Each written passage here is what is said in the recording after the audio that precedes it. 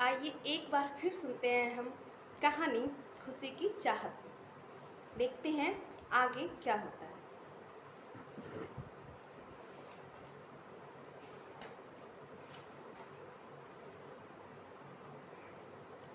एक वर्ष व्यतीत हो गया। संजू और सोनाली ने 10वीं और 12वीं की कक्षाएं प्रथम श्रेणी से उत्तीर्ण की। उनके सामने आगे की पढ़ाई की समस्या थी, क्योंकि कावेरी तनख्वाह और धनपत के दिन दूनी रात चौगनी मेहनत से घर का खर्चा चल रहा था, गुजारा हो रहा था। पूरे गांव में धनपत का परिवार चर्चा का विषय बन गया। गांव वाले आते जाते कहते थे, अरे धनपत, तुम्हारे बच्चे तो लॉटरी हैं, लाखों की लॉटरी लगी है। धनपत हंस कर कहता, भगवान ऐसी लॉटरी सबको दे।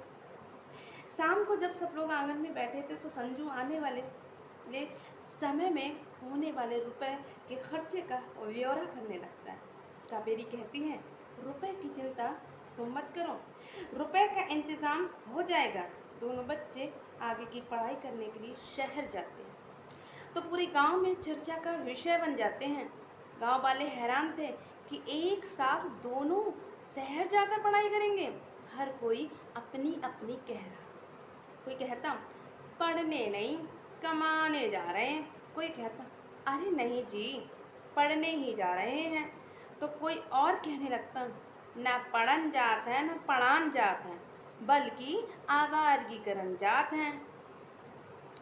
देख लेना, दोनों शहर जाकर बिगड़ जाएंगे। इन सभी बातों के बीच वे दोनों शहर चले जाती हैं। शहर जाकर दोनों को कमरा ढूंढने में परेशानी होती है। आखिरकार से प्रेमानंद के घर उन्हें किराए पर कमरा मिल जाता है। प्रेमानंद बेटे और बहू के चले जाने से एकदम अकेले रह गए। संजू और सोनाली के घर में आने पर बाहर रौनक रहने लगी। प्रेमानंद कहते कि तुम दोनों ने मेरी अंधेरी दुनिया में रोशनी कर दी। तुम दोनों ही मुझे मेरे बच्चों की तरह ही प्रिय हो। यहाँ तुम लोग घर की सदस्य की तरह रहा करो। इधर संजू और सोनाली की पढ़ाई के रुपए देने के लिए धनपत राय ने एक साहूकार से रुपया उधार ले लिया था, जो लगातार रुपए वापस करने के लिए जोर दे रहा। कावेरी बेहद परेशान थी। धनपत भी परेशान रहने लगा। विमला पूछती है, अब क्या करोगे जी? धनपत, क्या करेंगे, ये मकान बेच देंगे। पर कावेरी मकान बेचने के लिए मना कर देती है। तो पिता कहते हैं, तुम्हारी शादी के लिए जो फिक्स करके रखा है हम वहीं दे देंगे। ये सुनकर कावेरी आश्वस्त हो जाती है और स्कूल चली जाती है। शाम को जब वह अपने पिता से पूछती है, क्या रुपए दे दिए? धनपत हाँ में सिर हिलाते हैं, बताते हैं कि वह जालिम अब दोबारा नहीं आएगा। अगले दिन ही नए प्रिंसिपल अजय ने कावेरी से जवाब तलब करते हुए उसकी सैलरी 4000 रुपये करने की खुशखबरी सुनाई। साथ ही हर संभव सहायता करने की बात भी कही। कावेरी धन्यवाद कहते हुए घर पहुंची और अपने माँ बाप को ये खुशखबरी सुनाई, जिसे सुनकर दोनों के चेहरे पर खुशी झलकने लगी। इधर प्रेमानंद दोनों बच्चों के आने से खुश थे, परंतु अपने बच्चों के झगड़ों से बहुत ज़्यादा दुखी हो गए। अरुण और करुणा के बीच दूरी बरकरार थी। अरुण करुणा का किसी के साथ हंसना भी बर्दाश्त नहीं कर सकता। एक दिन अरुण करुणा को बुलाने उसके अस्पताल पहुंचा। वहाँ किसी बात पर स्टाफ के साथ करुणा भी हंस रही थी। वहाँ तो उसने कुछ नहीं कहा, परंतु घर आते ही वह बारूद की तरह फट गया।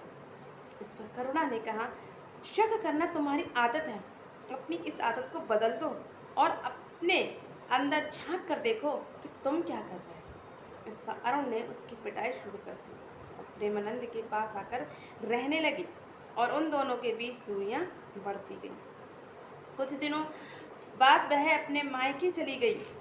प्रेमानंद को घर टूटने के आसार नजर आने लगे। उन्होंने बेटे और बहू को समझाया, पर कोई फायदा नहीं हुआ। संजू ने भी कई बार अरुण से कहा, भैया रिश्ते प्रेम और विश्वास से निभाए जाते हैं, आप लोग सुलह कर लें, खुशियाँ आ जाएंगी। और अरुण अपने घमंड में समझौता करने को तैयार न था। गांव में धनपत को कावेरी की विवाह की चिंता थी, परंतु विमला देवी का स्वास्थ्य ठीक नहीं रहता।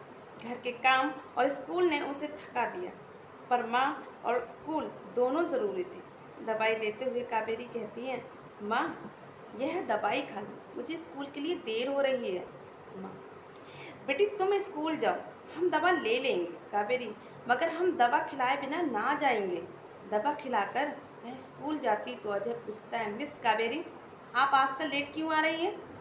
कावेरी, मेरी माँ की तबीयत ठीक नहीं है। अजय, तो आप छुट्टी ले लो। कावेरी, जी नहीं, मैं देख लेती हूँ। इधर विमला का स्वास्थ्य दिन प्रतिदिन बिगड़ता जा रहा था, पर मजबूरन उसे अजय से छुट्टी लेनी पड़ी।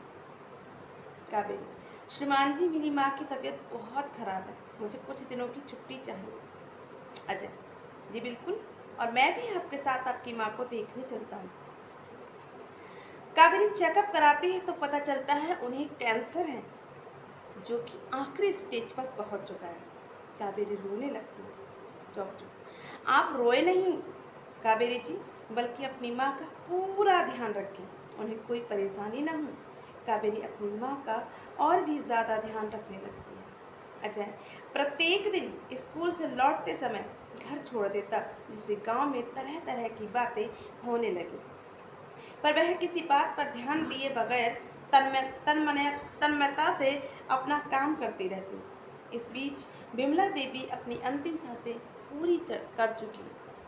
संजू और सोनाली प्रेमानंद के साथ घर आते हैं और कुछ दिन रुककर अपने अधूरे सपने पूरे करने शहर चले जाते हैं। गांव में उस दिन के बाद सब कुछ बदल जाता है और गांव में केवल धनपत और कावेरी किसी निर्जीव प्राणी की तरह रह जाते हैं। शेष फिर बने रहिएगा आप मेरे साथ कुमकुम गंगवार के साथ, और भी ऐसी ही स्टोरी लेकर आती रहूँगी। क्या होगा अब जीवन में इन लोगों के कि जानने के लिए आप सुनते रहिएगा खुशी की चाहत।